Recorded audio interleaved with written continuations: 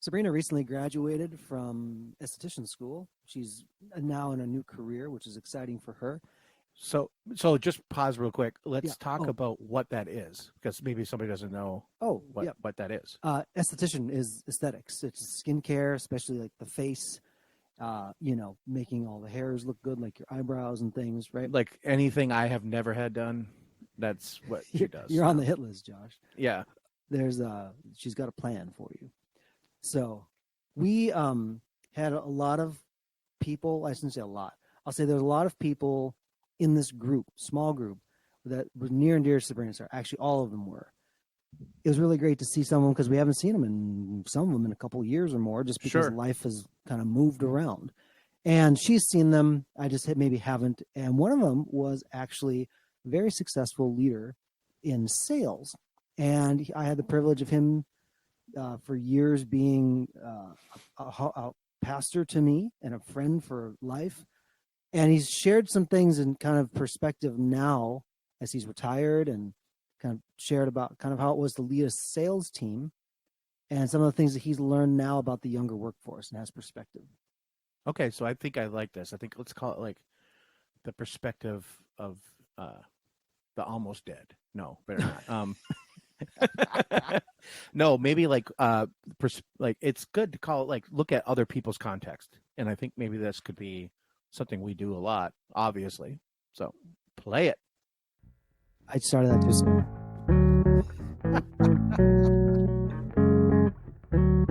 I'm going to judge you to see how you fade this now.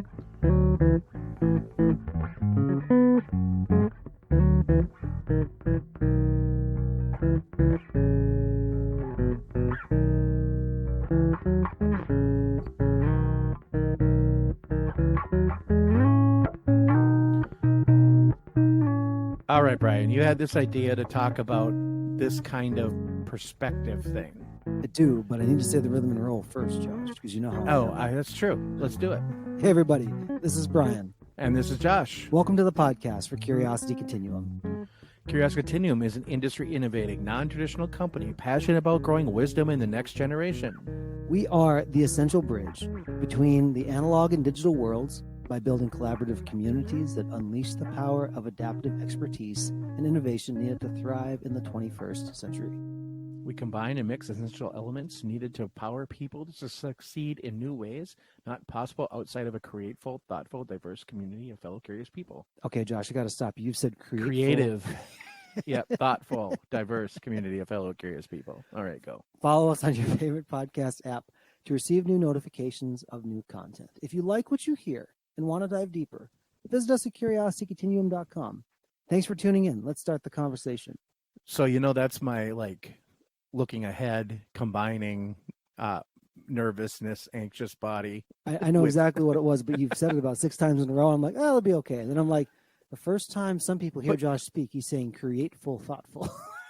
Yeah, I'm not there to impress anybody, and that's abundantly clear. And without further ado, here is the show. Yep. So let's talk about this. You had this idea, Yes. as I alluded to before we even talked, about looking at this perspective of somebody that has experience in the workforce, and I think this person was in sales, Correct. marketing, and so you always like to talk to these people. I do too, because it's great to get these perspectives, but to ask the question, what do you see that is lacking in younger people? And when I say that, I don't mean to say like you're young and you lack. It's really more about how the world has changed, about when they first came into their career. And it's, a lot of these questions, when I've asked professionals, have been about career. Then I've asked them when the basically post-digital age, which we're in now, right? Basically, the timing of the iPhone was kind of a good time when you gauge that. I would say that would be like the hard break, like where stuff changed. I like to ask the question, now that you've had the perspective of years and you've watched younger people come into the same profession, what do you notice that you kind of have to train them in that was kind of a normal thing before? And that's how I open up the questions. And it's always very insightful to hear what people have to say. So Randy talked to me about being proactive versus reactive. He said that a lot of young salespeople think that selling is waiting for the phone call or the email to come to you, and then you talk Sure. to them about it. He said the idea of cold calling or outbound sales is actually very foreign to them, way more than it ever was in earlier generations. The only way that you sold something is that you picked up the phone or you knocked on doors and you found the people. And I think that a lot of the digital funnels and things that you do with marketing has made inbound things better.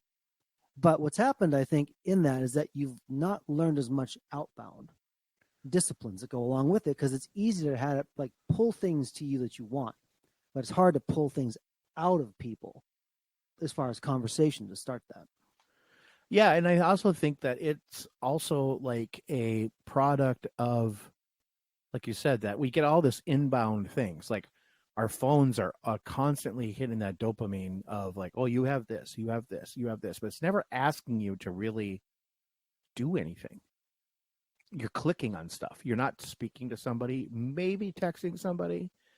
But like if you wake up in the morning and you grab your phone, like let's say you go out, grab coffee or whatever, and you grab your phone, what are you doing? It's a passive activity. You're looking, you're scrolling, you're scrolling, you're scrolling, you whatever you check, Facebook, Instagram, social, notifications are usually the first thing I check to see if I like somebody died in the middle of the night and I don't know, or something happened that I don't know about. And if that's usually not the case, most people don't. I think Brian and I are probably the earliest texters. Like we'll text people early sometimes, but just ourselves, and we'll be like, "Oh, okay, are we doing this today?" Or whatever. And I think that is that outward action that is acting you to be proactive, which a lot of people have gotten out of practice or have never learned. You know, Because you and I were practiced at that, because that's kind of we had to initiate contact with people. and to be clear, I wouldn't call Josh or I either like dyed in the Oh wool salespeople by any gosh, no, imagination. I'm a high introvert when that comes to that kind of stuff. I hate being bothered by salespeople, so I would hate contacting someone for sales. So when you're in a sales role, if there's more people that are more like Josh, maybe, or like, you hear half more of the world introverted, let's say, and there's more mechanisms by which you're getting stimulation, right, through your phone, you're probably not looking for more. It's No, going to you don't require need it. more You of you you. just quite frankly don't need it. I think I'll twist it too, and I'll say that we are very much in a consumer society where we're consuming things like people consume this Well, podcast. yeah, and so I mean, the United States in general, our economy is based on consumerism. If we don't consume things and buy things, our economy doesn't work. Part of the reason we have debt and we manage debt all the time and all that stuff is because of the way our economy runs. It runs on that. So I think we've been programmed from a really early age, especially in the United States and a lot of Western countries, to consume content, not necessarily create it. So, and that's where like gamers, for example, are huge. Like they'll consume content on levels that you will not believe. Like they could go through like 6 months of content in a month or less, and then they're like asking where the other stuff is, but nobody wants to step up and create that content, right? So there's few that create and many that consume, and I think that's the same thing with sales. There's few people that sell a lot, and there's not that many that sell. There's a lot that sell a little, but not many that sell a lot. And so those people that sell a lot are really the drivers of things. And so I can see him saying like, look, like maybe he was very successful in what he did. So he was on the higher echelon of that field where he was selling. I mean, he could sell you a turnip at a strawberry factory. That guy could do it probably. Yep. And I mean, I admire those people. Like I was in sales for a while, and part of it was easy for me because the people came to me to want something. It wasn't like but I never had to actively go out and get people. If I had to do that, I would not have done that job. Just quite frankly, I wouldn't have done it. But it's a skill I do admire in people that can actually they can turn that negative into a positive, because they know when you're talking to someone on the phone, they don't want to be talking to you. especially if it's around dinner time or whatever. They don't want to be talking to you, but they can usually get something out of like maybe 1 out of 10 people. I'm going to take your phone comment and kind of transition to the next section of it, where he had mentioned that people were reticent to pick up the phone. And if you think about what the phone, we say phone, but how often are you talking on the phone? You're doing True. many other things. Text me or don't you dare call me unless someone's dead. Brian and I will often just call each other because it's something that we can just get it through. But if I see a phone call from somebody, especially somebody I'm texting, like actively texting, I'm like, what just text it, man. Just text it. And what Randy had said was because people were less likely to pick up the phone, it went from email to text. Mm-hmm. What he watched actually was the length of time it took to ring out contract issues. So he'd say, it might take a week, and back and forth in the email, like, oh, I missed it, or I'll get to it later. He said most contract things like that, if there's a contract in front of them, you could probably ring it out in about 5-10 minutes on the phone. They're ready to buy. Just be done with it. Yeah. And he said, so the time from when you are contracting and when you're ringing that out, he goes, you can shorten it. He said, because the longer it goes, you may lose that deal. And that's fair, because if you kind of get away from having that emotional place where you're ready to buy. Let's say you've done your research and you're ready. And if that just kind of works itself out, it's like, statistics do show that if you're not going to just strike while the iron's hot, you're less likely to strike the further you get away from it. So capturing that moment by phone, real-time conversation. Josh and I solve a lot just in our friendship by talking on the phone quickly, say, yo, what's up? And we kind of know. The third thing that he talked about actually was nature of remote work. For 42 years, he put on a suit and tie and went to the location to sell because he was in hospitality sales, right? So you're selling hotels and different things. He didn't have the option, like especially early in his career, I'm going to work from home and use my computer to do it. Right. Now, he said part of the thing that was really interesting to hear him say was he thinks about all the lost productivity that he could have had, or lost part he lost by having to drive in and drive back home, and how much time in his life that represented. But he could be on the phone making deals, because for some of these deals, some of the initial conversations, it didn't matter if you were sitting in the office or not. It just meant that you had the phone call. And if you had to go meet somebody on site to do a tour, that's different. However, there's an efficiency that is had now because it's never going back to like, all analog. We have digital tools, but people kind of want a blend, I think, just by the human connection component. But he said the productivity aspect of being remote was interesting, and he could watch people be more proactive, but they have to kind of have those lean in mechanisms where you're going hunting. And one of the things that a sales leader told me years ago was one thing you can wish a salesperson is good hunting when they go, because you're really hunting for those things, like to go like, where are the people that want what I'm selling? And, I've honestly had to take my own sensibilities of the word selling and kind of reframe them, because I always thought, oh, sales, it's bad. But we buy stuff all the time. I buy stuff all the time. I consider what I'm buying and then I buy it.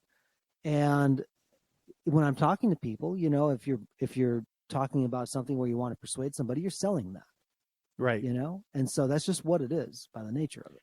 I mean, people do that all the time, not even realizing it. Like when you try to bring someone over to your side of the argument, you're selling them on your idea. Whether you know it or not, That's what you're doing. We're all in that social contract and the construct, and you can't really change it. It just is what it is. So one of the things I think that helps people navigate it is reframing how you perceive it, and also understanding the game that you're in. Everybody's in the game. And understanding the psychology behind it. A lot of times selling something is actually not that difficult because people want it. They wouldn't even be asking about it if they didn't want it. Or they wouldn't even, how often would you cold call someone to sell a hotel to them or, a booking or something? You just don't do that. So there's people that are in the market if they're in the market, they're halfway there. You know? Yep. And those, when I say cold call, I don't mean just random people. There's like, No. here's people who we believe are qualified, but we don't have contact with them. We need to make contact. Right. And right. I would think today that's a lot different. Like probably getting on LinkedIn and, Facebook, finding people. If they have a phone number, that'd be even great. But you certainly can snoop a lot more and kind of know a little bit about it. And I think the reason why I've kind of enjoyed having people share information beforehand, especially if you're not comfortable talking to people like that, you at least have something to hang on to ask a question. Because people like to be asked questions that are specific to them or talk about something that they love and know about. And even what Josh and I do, how can you start a conversation with somebody? The best thing is tell me more. People love to talk, and if you're interested, if you are a good listener, you can basically do anything. So go talk to some people and listen to some people. I believe that is key. So let's put a comma here in the conversation. Until next time, this is Brian. And this is Josh. For Curiosity Continuum.